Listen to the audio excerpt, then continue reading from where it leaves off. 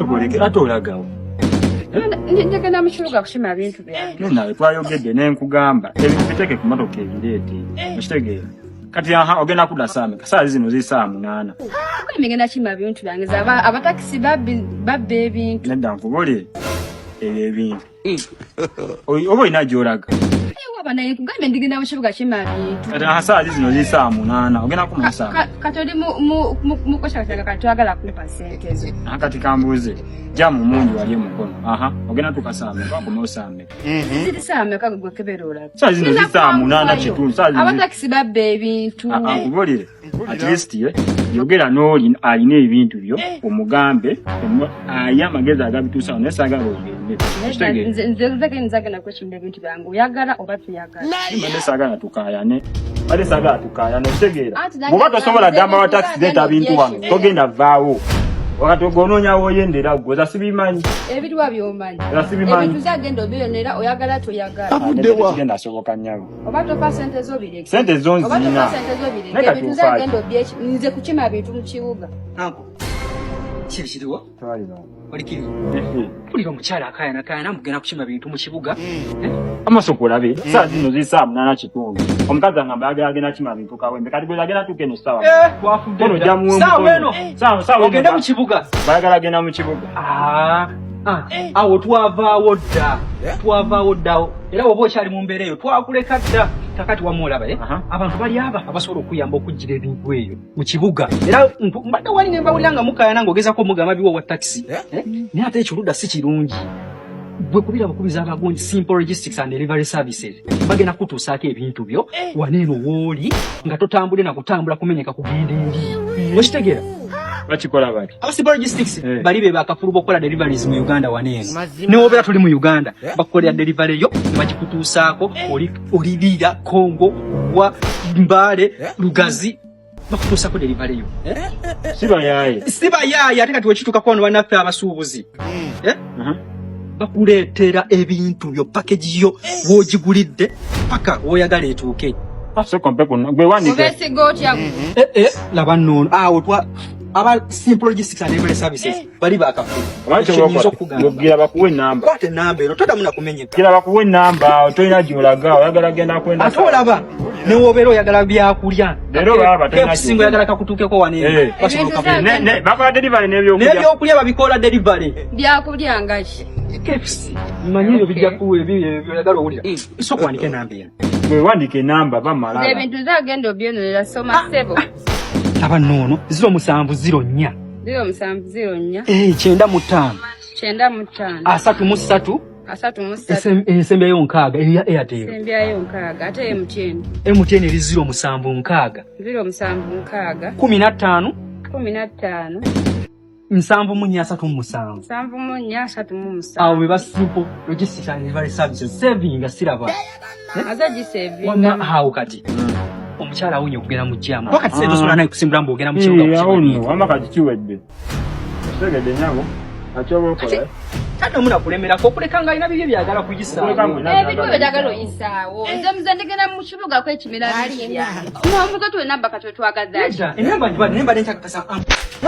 Ogende. Lwaki otumulako emembe gwe sebo ebintu ze nzalina okubekireka Kampala. Kati pasente ngende. Nyabo faaki. Sente zinegenderewo n'ekimira ebintu byange yanguwa. Sente mekazo oyagala. Ze nagambye ekirozo obumpa. Sigakana naawe. Nakuzo mu biziba nago. Wamanyi ze pasente ngende. Kale, kwata. Njakana nawe kwata. Mumanyi simanya biki. Kwata genda. God have mercy upon us. Kiki ezo tezikumala. Kati no zimpe. Mumanyire musmali. Gwe nkodo sokoje. Ogenda mugugulira. Kitegeera. Ndagala omulinye kagere. Ina jagenzi. Gena bonganga. Kitegeera. Genda.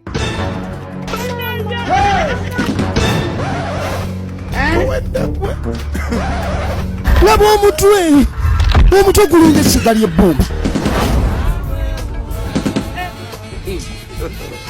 God have mercy upon us. Wanji mkwano. Kale manyi toliyo. Asanso kulaba. Nango kusanga. Obadda gende beda nkukumye.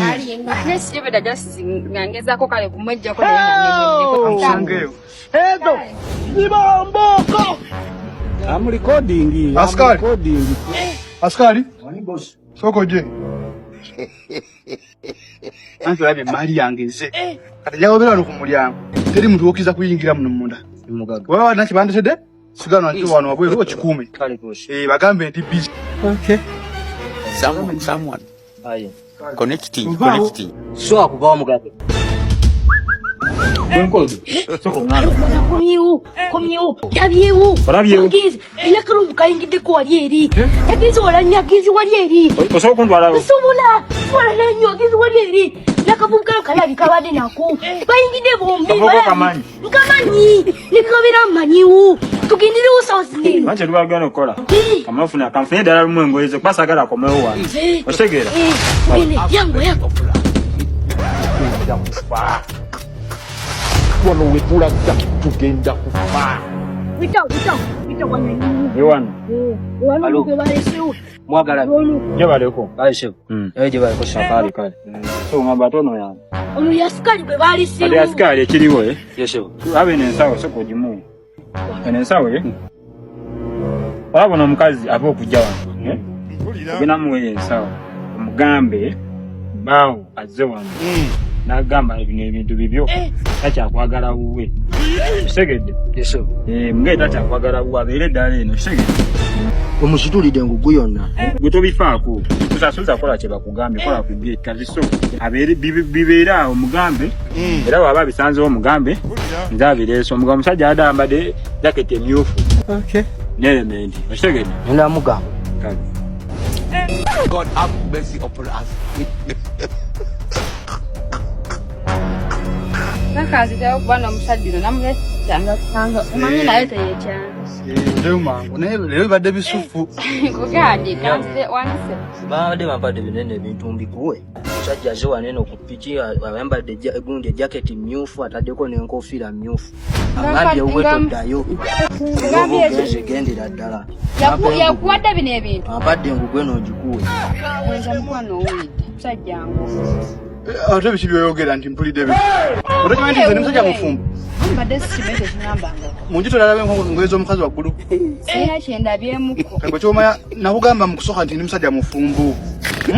Era ogenda kukola bino ebintu byodde ewabbaawo. Sawa zirimu. Zo sawa ziwera sawa 10. Wakomerawo wano. Bimanye ebyo ate bingambangako. Ye bannange kyo ekigenda mu maaso wa. The pressure increase or decrease? Asikali tuli kushiwane. Mbono omuwala anoonya mulimu. Azze wano mba bamugambye twagala abakozi n'endowooza oba gwamufunye gwamutumizawo simanyi. Neze mugani yingira mu kisakate kyaffe panga omaze kumawo. Amanyi abo tetwagala abakozi. Mama yangu. Game over. Ndowooza owuli. Twagala abakozi ndowooza ne woogenda. Asikali tewali akkirizibwa yingira muno tetunoonya abakozi. Ye boss. Bebe agambiraga abakozi.